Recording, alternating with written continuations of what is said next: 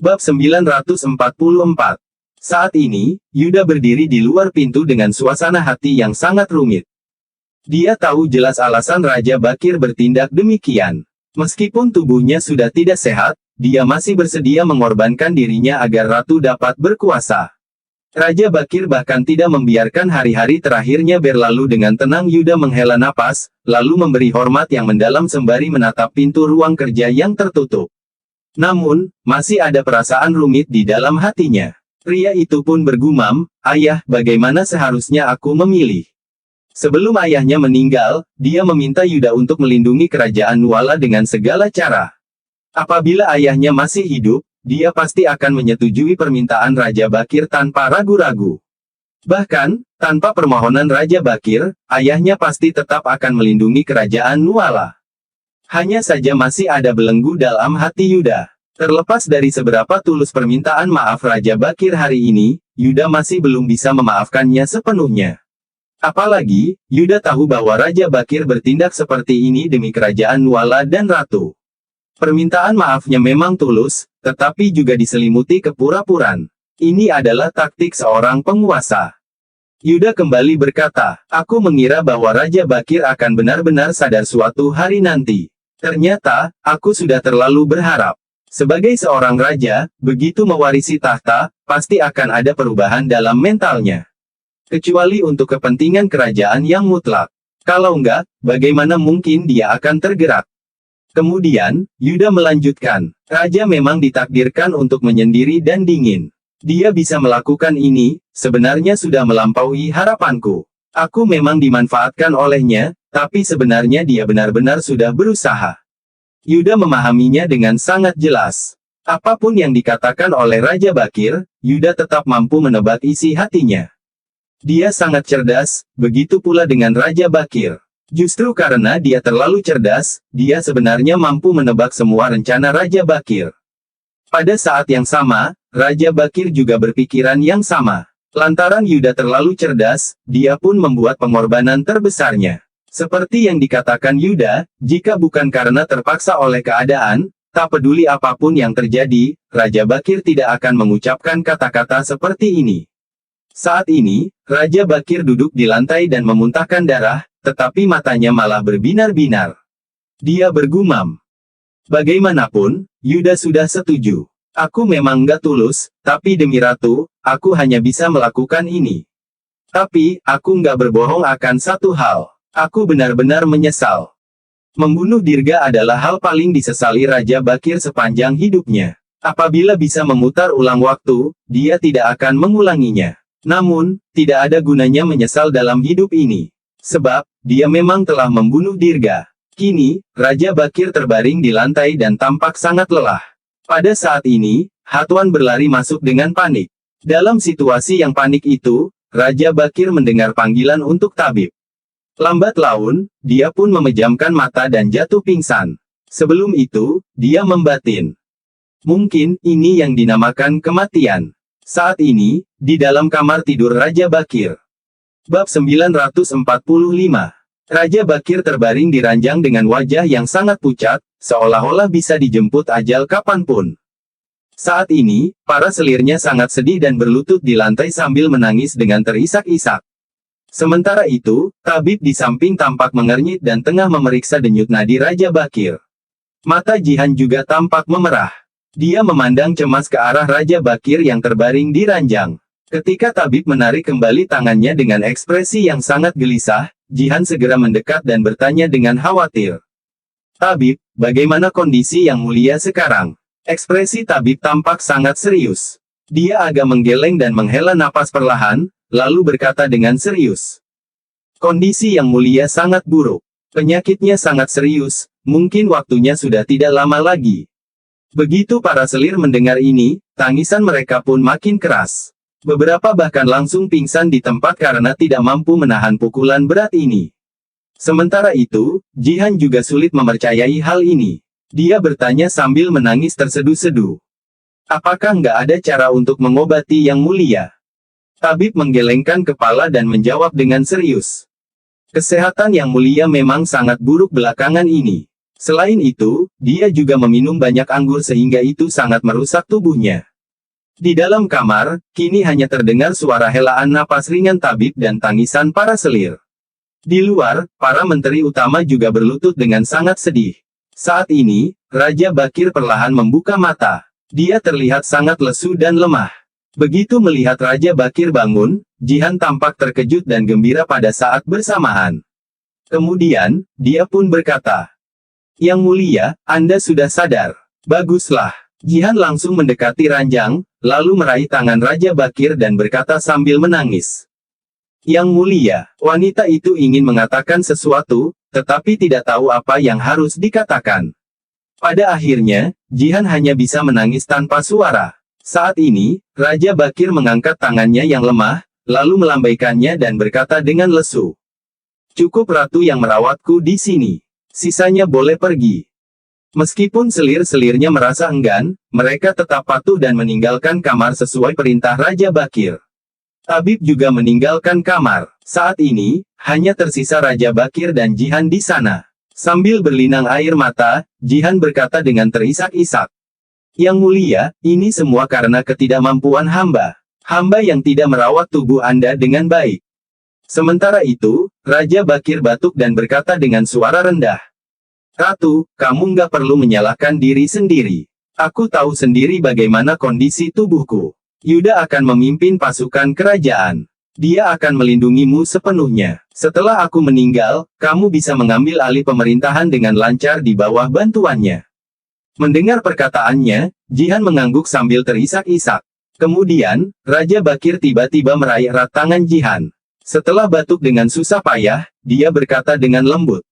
"Ada satu hal lagi. Aku harap kamu bisa menyetujui permintaanku." "Yang mulia, hamba bersedia menyetujui apapun," ujar Jihan segera. Dia menyeka air matanya dengan sangat sedih. Namun, dia tetap berusaha tegar untuk tidak membiarkan air matanya mengalir. Raja Bakir pun berkata, "Aku memiliki 5 anak. Mereka semua adalah anak kesayanganku. Aku nggak ingin satu pun dari mereka kehilangan nyawa. Kalau semua selir yang tersisa di istana ingin pergi, biarkan mereka pergi saja.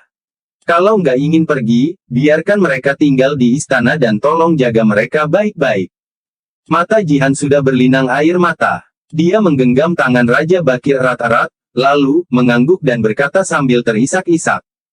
"Hamba mengerti. Hamba pasti akan menjaga semua selir sesuai dengan perintah yang mulia." Raja Bakir tampak sedikit mengangguk. Tak lama kemudian, dia terbatuk ringan dan tiba-tiba mengangkat tubuhnya untuk duduk dengan susah payah. Pemandangan ini membuat Jihan ketakutan. Dia segera mendekat dan menopang Raja Bakir, lalu berkata dengan khawatir. "Yang mulia, seharusnya Anda beristirahat dengan baik sekarang. Anda tidak seharusnya bergerak terlalu banyak." Namun, Raja Bakir malah berkata, Uhuk. Aku tahu bahwa waktuku sudah tidak banyak lagi. Aku ingin pergi ke aula leluhur. Ratu, tolong papa aku ke sana." Jihan segera menyetujuinya. Dia buru-buru menopang tubuh Raja Bakir, lalu membantunya mengganti pakaian dan sepatu, lalu membawanya menuju aula leluhur. Para pelayan dan dayang di luar tampak terkejut ketika melihat mereka. Bukankah Raja Bakir sedang sakit parah? Kenapa dia masih bisa keluar dari kamar tidurnya? Mereka semua bersujud serentak dengan ekspresi yang sangat panik. Mereka sama sekali tidak berani mendongak untuk melihat Raja Bakir. Bab 946.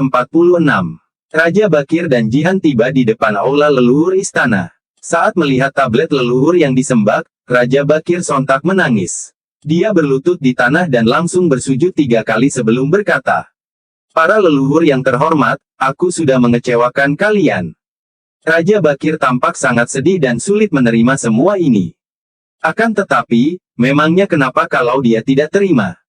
Raja Bakir pun berlutut di sana dan merenungkan kembali hidupnya. Memang ada penyesalan dan keengganan, tetapi dia justru makin tenang karena semuanya telah berlalu. Dia selalu sangat sulit menerima kematiannya. Namun, kini dia tiba-tiba merasa lega. Setidaknya, Raja Bakir telah melakukan banyak hal dan mencari jalan keluar untuk kerajaan Nuala sebelum dijemput ajal. Paling tidak, dia merasa telah menciptakan kestabilan yang diyakini olehnya. Tindakannya mungkin bukan rencana yang sempurna, tetapi merupakan pilihan terbaik.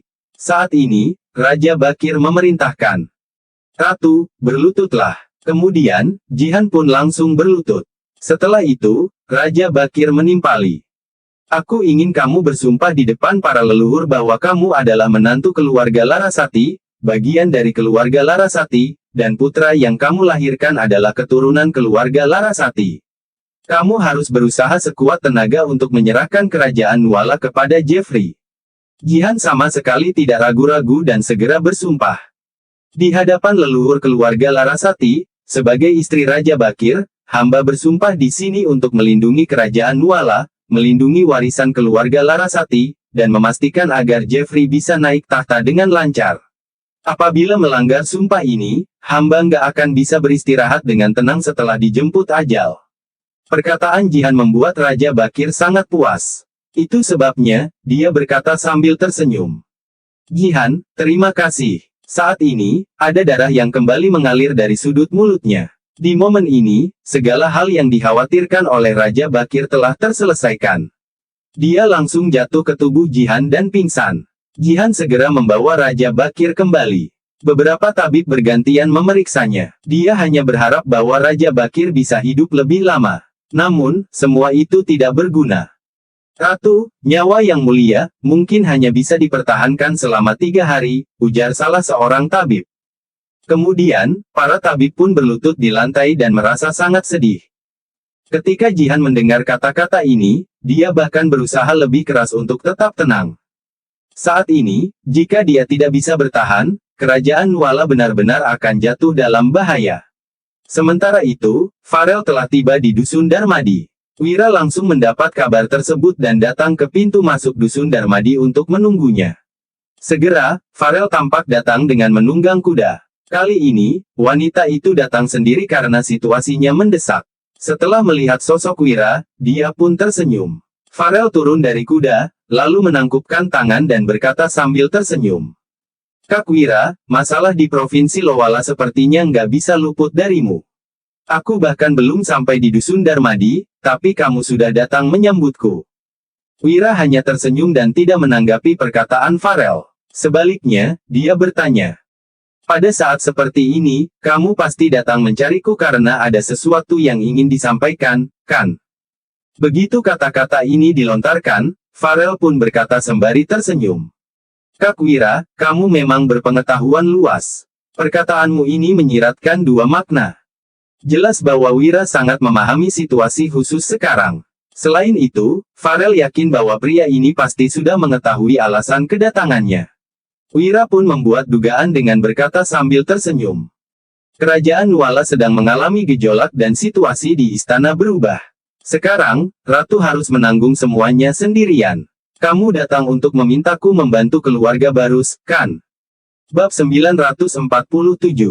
Wira menyampaikannya secara belak-belakan. Usai dia mengatakan itu, Farel pun menghela napas. Kemudian, dia berkata dengan ekspresi kebingungan. Kak Wira, sejujurnya aku memang datang demi hal ini. Wanita itu memandang Wira dengan raut wajah yang muram. Sejujurnya, Farel telah merenungkan masalah ini di sepanjang perjalanan. Bagaimana seharusnya keluarga Barus menghadapi gejolak ini? Apakah mereka rela menjadi bawahan atau sebaliknya merebut kekuasaan di tengah kekacauan? Farel sangat kebingungan dan khawatir. Mengenai masalah ini, Wira tak kuasa berkata. Apakah keluarga Barus belum mempertimbangkannya dengan baik? Wira merasa bahwa dalam situasi ini, keluarga Barus seharusnya sudah memiliki pemikiran yang jelas. Dalam politik saat ini, pilihan untuk keluarga Barus memang sangat banyak. Akan tetapi, jika Wira menjadi mereka, dia pasti akan memilih untuk menjadi penguasa tertinggi. Farel mengangguk sembari menjawab. Ayahku sedang kebingungan dan nggak tahu harus memilih apa. Entah kami harus membantu bibiku demi kerajaan Nuala atau merebut kekuasaan di tengah kekacauan ini. Semuanya masih belum jelas. Usai mendengar perkataan itu, Wira pun menghela napas dan berkata, sebenarnya, masalah ini seharusnya diputuskan sendiri oleh kalian. Apakah keluarga Barus hanya ingin menjadi bawahan yang setia atau ingin menaklukkan dunia? Itu harus diputuskan sendiri oleh kalian. Orang lain nggak akan bisa memberikan saran apapun. Perkataan Wira sebenarnya cukup masuk akal. Semuanya tergantung pada bagaimana mereka ingin bertindak. Saat ini, Farel pun menghela napas, lalu berkata, "Kalau tahu jawabannya, aku nggak akan datang untuk bertanya pada Kak Wira." Wira pun memandang Farel. Setelah sekian lama, dia baru berkata, "Kalau aku adalah bagian dari keluarga Barus, aku tentu akan memilih jalan menuju penguasaan tertinggi. Kalian memiliki kondisi istimewa karena ratu. Kalau nggak memanfaatkannya, bukannya semua itu akan menjadi sia-sia." Wira melanjutkan, "Selain itu, persaingan untuk merebut kekuasaan bukan hanya dilakukan oleh keluarga Barus. Alih-alih membantu orang lain merebut kekuasaan, memeras otak dan tenaga, kenapa kalian nggak melakukannya sendiri?" Kemudian, Wira menimpali, "Apalagi dunia ini hanya memiliki satu penguasa. Nggak peduli seberapa banyak yang telah dilakukan oleh keluarga Barus, itu nggak akan bisa membantu di situasi kacau seperti sekarang. Kalian mungkin akan baik-baik saja di situasi ini, tapi begitu semuanya kembali tenang, bukannya kalian akan menjadi sasaran empuk." Wira berbicara terus terang seperti ini bukan tanpa alasan. Kenapa keluarga Barus harus merebut kekuasaan untuk orang lain? Terlebih, ada keluarga Juwanto yang juga berambisi yang sama. Tentunya, Wira berkata demikian dari perspektif seorang teman. Dia berkata jujur dan tidak ingin menyembunyikan apapun. Apabila melihat situasi ini dari sudut pandang orang luar, Wira tentu berharap keluarga Barus dapat membantu dan mendukung ratu. Setelah mendengar perkataan Wira, ekspresi Farel tampak sedikit berubah. Tatapannya yang tertuju pada Wira penuh dengan rasa kagum. Dia bukan mengagumi pemikiran Wira, melainkan keberanian dan tekad dalam perkataannya ini. Perlu diketahui bahwa Farel dan ayahnya bahkan belum membuat keputusan, tetapi Wira sudah memutuskannya dengan tegas. Pria ini memang lugas. Tak lama kemudian, Farel berkata sambil tersenyum, "Kak Wira, kamu memang luar biasa. Hanya saja meskipun keluarga Barus bisa merebut kekuasaan, sepertinya nggak akan semudah itu." Wira tertegun sejenak. Dia yang kebingungan pun bertanya, "Kenapa? Ratu adalah anggota keluarga Barus. Dalam hal ini, keluarga Barus memiliki peluang terbaik." Farel menghela napas, lalu berkata perlahan, "Kalau memang seperti itu, mungkin semuanya menjadi lebih mudah. Sayangnya, bibiku dan Raja Bakir sudah kenal sejak lama. Hubungan mereka sangat dekat. Alasan Raja Bakir mempercayakan pemerintahan pada bibiku adalah karena dia yakin bahwa bibiku nggak akan memberikan kekuasaan kepada keluarga Barus dengan mudahnya." Usia mendengar penjelasan Farel, Wira tampak terkejut. Dia memang tidak tahu tentang kisah lama tersebut. Kalau Raja Bakir meminta bibiku untuk melindungi kerajaan Nuala demi keluarga Larasati dengan segala cara, dia pasti akan bertekad melakukannya. Mungkin kebingungan antara ayahku dan diriku berasal dari sini, jelas Farel yang mengungkapkan isi hatinya. Hal ini sontak membuat Wira memahami betapa rumitnya keadaan sekarang. Bab 948. Wira mengangguk, lalu berpikir sejenak sebelum berkata, "Meskipun begitu, ini adalah urusan yang berkaitan dengan takdir kerajaan Nuala ke depannya. Bagaimana bisa disikapi dengan begitu gegabah? Selain itu, kalaupun benar seperti yang kamu katakan, keluarga Barus seharusnya nggak tinggal diam hanya karena satu orang." Usai mendengar perkataan Wira, Farel pun mengambil napas dalam-dalam. Walau seperti itu, masih ada keraguan di dalam hatinya. "Kak Wira, kalau kamu yang mengalami hal ini, apa yang akan kamu lakukan?" tanya Farel. Dia ingin mengetahui pemikiran Wira. Begitu mendengar pertanyaan itu, Wira pun menjawab sambil tersenyum. "Kalau aku, mungkin aku akan menyerah pada ambisi untuk merebut kekuasaan. Bagaimanapun juga aku nggak terlalu tertarik dengan hal tersebut." Farel sedikit terkejut dengan jawaban Wira. Namun, dia bertanya sembari tersenyum kaku. "Kak Wira, apa kamu serius? Tapi dari apa yang ku tahu, sepertinya kamu juga sudah melakukan banyak persiapan, bukan?" Wira memang berusaha merahasiakan persiapannya, tetapi keluarga Barus bukanlah keluarga biasa. Sulit untuk menyembunyikan sesuatu dari mereka sepenuhnya. Itu sebabnya, Wira berkata dengan jujur.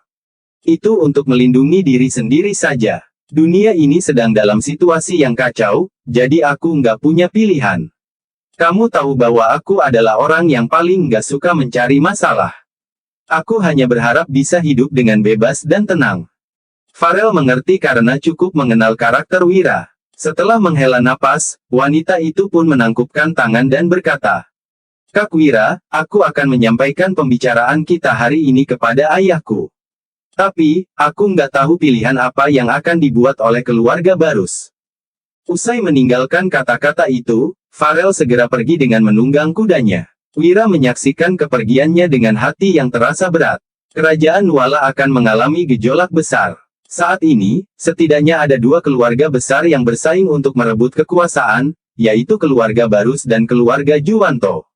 Awalnya, Wira mengira bahwa hanya akan ada persaingan antara dua keluarga. Namun, ternyata masih ada Ratu Kerajaan Nuala. Ratu tidak akan menyerahkan kekuasaan kepada keluarga Barus. Dengan demikian, pertempuran untuk menguasai dunia ini akan menjadi makin sulit. Pada saat ini, Wulan, Dian, dan Dewina berjalan mendekat dan melihat kepergian Farel.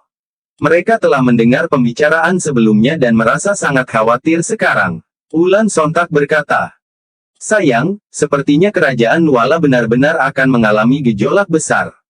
Apabila negara mengalami gejolak, bagaimana mungkin rakyat tidak menderita? Menghadapi situasi seperti ini, Wira juga tidak memiliki cara untuk mengatasinya. Dia hanya bisa menghela napas. Bukan hanya Wulan, Dewina juga bertanya. Tuan Wira, menurutmu kapan gejolak ini akan berakhir? Apakah dunia ini akan menjadi milik keluarga Barus atau keluarga Juwanto? Ketiga wanita itu tampak sangat penasaran. Sementara itu, Wira yang mendengar pertanyaan ini berpikir sejenak sebelum akhirnya menjawab. Apabila kita nggak mengetahui hubungan antara Ratu dan Raja Bakir, mungkin aku akan bilang bahwa keluarga Barus memiliki peluang. Tapi, sepertinya keluarga Juwanto yang memiliki peluang lebih baik sekarang. Situasi ini membuat Wira merasa sangat frustrasi. Yang paling tidak diinginkannya adalah melihat keadaan seperti ini. Dia berharap keluarga Barus dapat mengendalikan pemerintahan. Dengan begitu, mereka akan bisa lebih santai. Namun, sayangnya kehendak tidak selalu sesuai dengan kenyataan. Saat ketiga wanita itu mendengar jawaban Wira, mereka sangat kebingungan. Segera setelah itu, Wulan pun bertanya dengan heran. Sayang, kenapa peluang keluarga Barus menjadi kecil? Sementara itu, Wira menjawab sambil tersenyum. Kalau kerajaan Nuala terlibat dalam kekacauan, setidaknya ada 3 faksi yang mungkin akan muncul. Wira mulai menjelaskan. Pertama adalah Ratu. Dia mewakili seluruh keluarga kerajaan Nuala. Mereka merupakan garis keturunan sah yang berhak menjadi pewaris tahta. Meskipun pemerintahan Ratu nggak diakui oleh dunia luar, setidaknya alasan utamanya adalah demi putra mahkota yang masih bayi. Hal ini masih bisa diterima. Kedua adalah keluarga Juwanto. Mereka bisa memanfaatkan situasi ini dengan menciptakan dalih sederhana. Cara termudah adalah menggunakan kerajaan Nuala sebagai alasan. Mereka bisa memfitnah bahwa Ratu ingin menjadi seorang penguasa dan membangkitkan semangat pemberontakan. Intinya, alasan ini pasti sudah direncanakan oleh keluarga Juwanto. Usai Wira berkata demikian, ketiga wanita itu tampak mengangguk. Bab 949. Saat memikirkan keluarga Barus, Wira mendesah. Dia memandang mereka bertiga sambil berucap. Ratu dan keluarga Juwanto punya alasan untuk merebut kekuasaan, tapi bagaimana dengan keluarga Barus? Sebagai keluarga Ratu, seharusnya mereka membantu Ratu untuk mencapai tujuannya. Tapi, kalau keluarga Barus mau merebut kekuasaan untuk mereka sendiri, sepertinya hal ini kurang pantas, kan? Wulan dan lainnya langsung mengerti begitu Wira menyelesaikan ucapannya. Memang benar, Ratu merebut kekuasaan demi pangeran, begitu pula dengan keluarga Juwanto. Jadi, apa alasan keluarga Barus merebut kekuasaan? Apa demi mereka sendiri? Kalau begitu, mereka akan kelihatan terlalu ambisius. Sesungguhnya, tidak mudah bagi keluarga Barus untuk melakukan hal ini. Dewina bertanya, kalau begitu, bukankah ini berarti keluarga Barus nggak punya kesempatan lagi?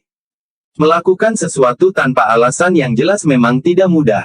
Jika tidak bisa memenangkan hati rakyat, bagaimana caranya mengendalikan negara? Ini adalah prinsip yang paling sederhana. Dian mengangguk dan menimpali. Tuan, kalau begitu, kenapa kamu menyarankan keluarga Barus untuk merebut kekuasaan? Wira tertawa dan menyahut. Tentu saja demi kita. Kalau keluarga Barus yang memerintah negara, mereka pasti nggak akan menyerang kita karena hubungan kita begitu akrab. Tapi, berbeda dengan Ratu. Puluhan tahun lagi, kalau kita berkembang makin kuat, kemungkinan pangeran yang mewarisi tahta akan melawan kita. Ketiga wanita itu tersenyum sesudah mendengar penjelasan Wira. Namun, Wulan mengedipkan matanya seraya bertanya. Suamiku, meskipun kamu bilang begitu, seharusnya kamu sudah memikirkan alasan agar keluarga Barus bisa merebut kekuasaan, kan? Begitu perkataan ini dilontarkan, Dian dan Dewina memandang Wira. Memang benar, jika tidak memiliki alasan yang pantas, keluarga Barus tidak akan berkesempatan untuk merebut kekuasaan. Namun, Wira yang berbicara seperti ini pasti sudah memikirkan caranya. Jika tidak, mana mungkin Wira mendukung keluarga Barus untuk merebut kekuasaan. Wira tertawa, dia tidak menyangka Wulan bisa menebak rencananya. Wira berujar. Wulan, kamu memang memahamiku. Ternyata, kamu bisa menebak pemikiranku. Wira tersenyum seraya menyentuh hidung Wulan. Istrinya ini memang sangat pintar. Wulan berkata. Suamiku, kamu jangan goda aku lagi. Cepat jelaskan kenapa kamu menyarankan keluarga Barus untuk merebut kekuasaan padahal mereka nggak punya alasan yang pantas. Wira tersenyum, lalu menjelaskan, walaupun sulit dan nggak ada alasan, bukan berarti melakukan apapun membutuhkan alasan yang jelas.